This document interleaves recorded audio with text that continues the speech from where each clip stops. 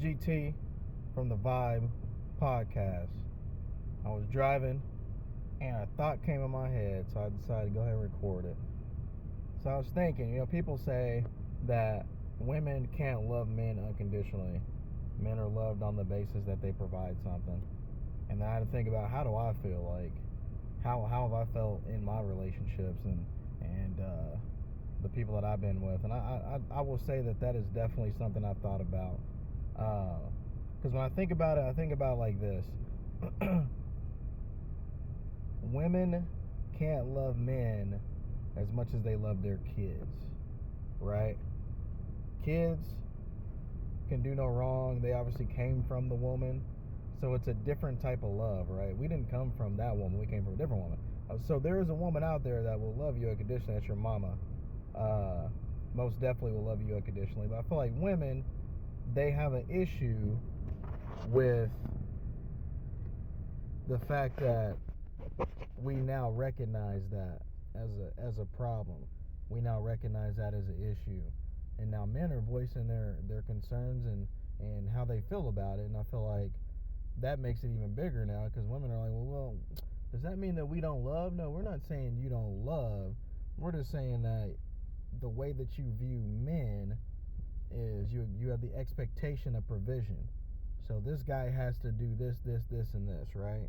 And it's usually what gets a woman to be able to give love to you, whether it's physical affection, emotional affection. It's based on what you do as a person, like what you do, how you treat them as a person, right?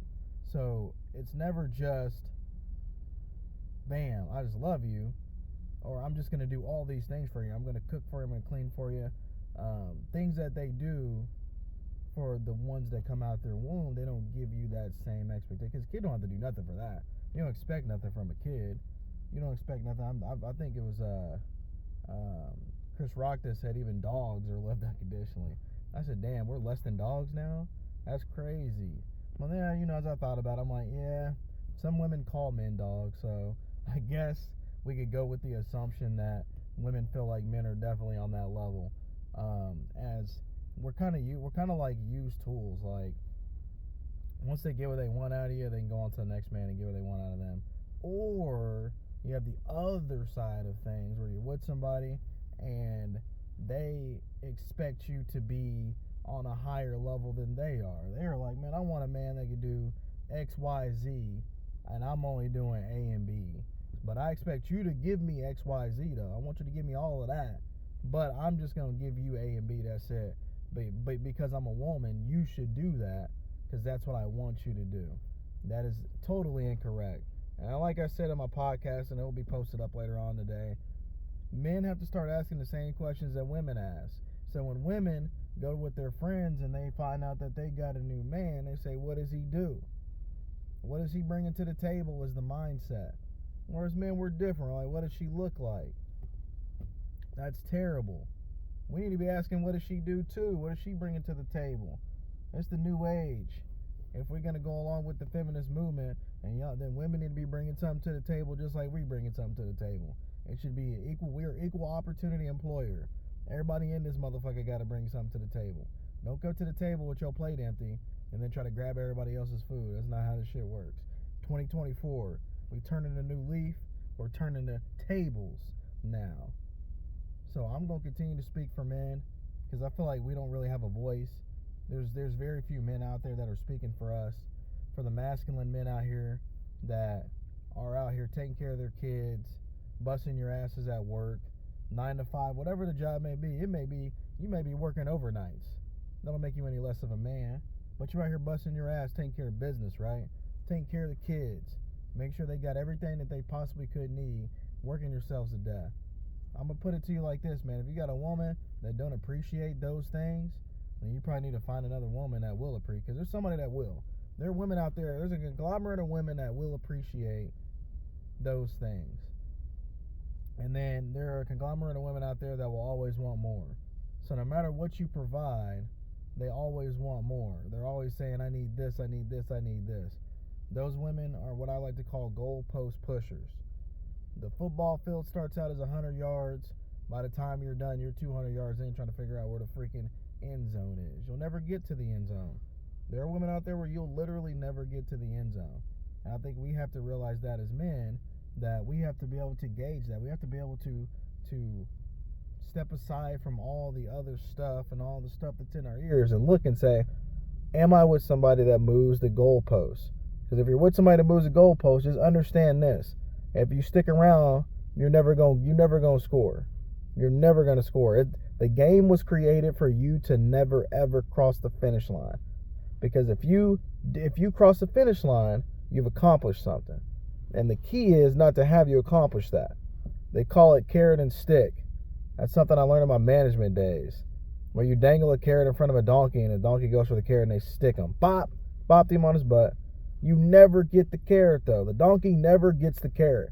But the carrot is continually dangled so that way the donkey can continue to move. So now whoever's in control of the carrot is in control of the donkey. The donkey is no longer in control of himself. So what I'm saying is, man, we have to be in control of ourselves. We have to assist one another. We have to communicate with one another. We have to be each other's hype man.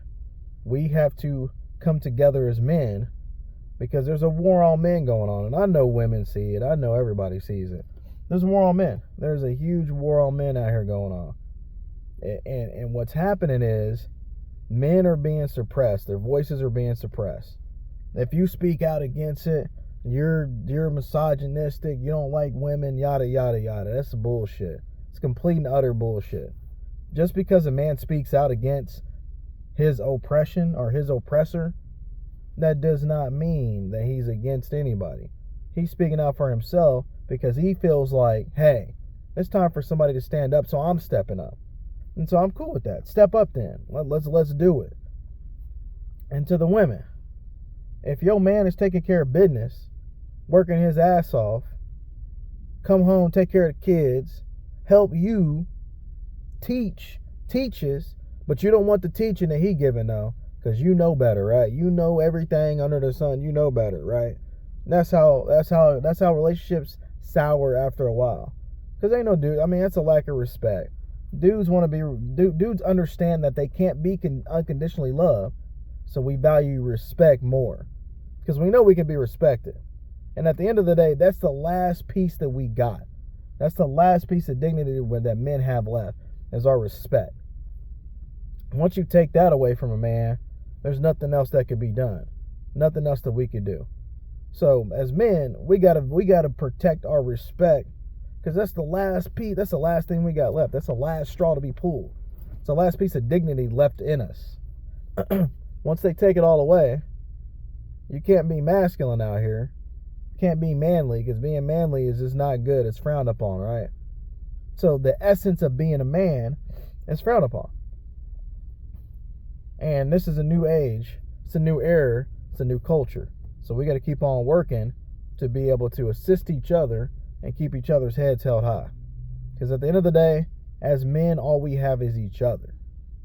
All we have is each other. And once we realize that that's all we have is each other, then we will help one another and stop fighting. Stop battling. Because a lot of these battles we're out here losing. Not only are we fighting against each other, but there's a war on us.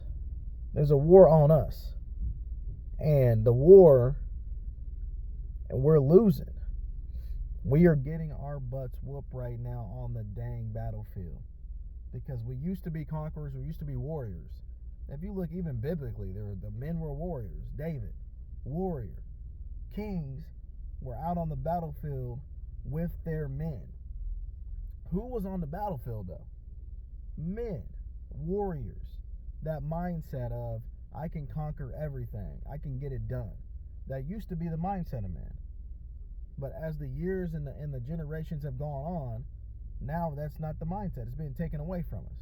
So we have to continue to fight, continue to battle to get that back, because that is the essence of what makes us men. That is the essence of what makes us men. And you know what? If there's women out there that aren't cool with a dude that hustles, takes care of business, you don't have to do nothing. You got everything you need. You need a new car, got it, right? You want to go move somewhere else, got it, done. You need this paid for, oh, that's handled, right? Somebody talks about you and we finna bust a motherfucking head, right? Kids need taken care of, got it. We'll discipline the kids, make sure the kids respect their mom. Dads will make sure the kids respect the mom more than they'll make sure the kids respect them. Men understand, we get it. We understand it. You have to put your partner first. And that's what the heck we do. And 99% of what we do. I could be worn the hell out. I'm going to go bust my ass still. Spent many years working 70 plus hours a week trying to make sure that my family got everything that they need. Everything, right? But you have to also have somebody, a partner, that's like, yeah, that's I like that. Okay, he out here doing things for me, right? Not somebody who moves the goalposts or has expectations that for you higher than the expectations for themselves. Remember that when somebody sets expectations, ask them what their expectations for themselves are. Because if they're not matching, then something ain't gonna be jiving right. We're gonna have a problem. All right. So we got our first podcast being posted today. Me and my partner, Anne Marie. She has a very good female perspective. I love her perspective on things because she's old school. I'm old school, she's old school. We are old school thinkers, right? And old school, we trying to bring that back. We will be the voice of the old school reason, right?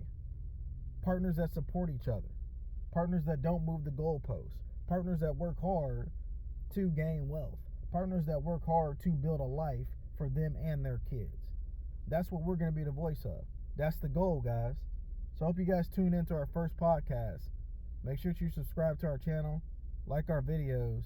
We're going to be posting at least 1 to 2 videos a week. So look forward to that stuff coming out. And if there's anything that you guys want us to talk about, if there's questions that you want us to answer, you got relationship questions, you got friendship questions, you got life questions, post them in the comments. We will answer all your guys' questions. We are here for the people. We're here for you. We're here for the hardworking men. We're here for the devoted women, hardworking women. We're here for the guys that are masculine but have a sensitive side, that are loving, caring, take care of business. We're here for women that support their partners and that get supported. We're here for people that want to build each other. That's who we're here for. We will be the voice for those people. That's all I got today. That's GT with the vibe. I'm out.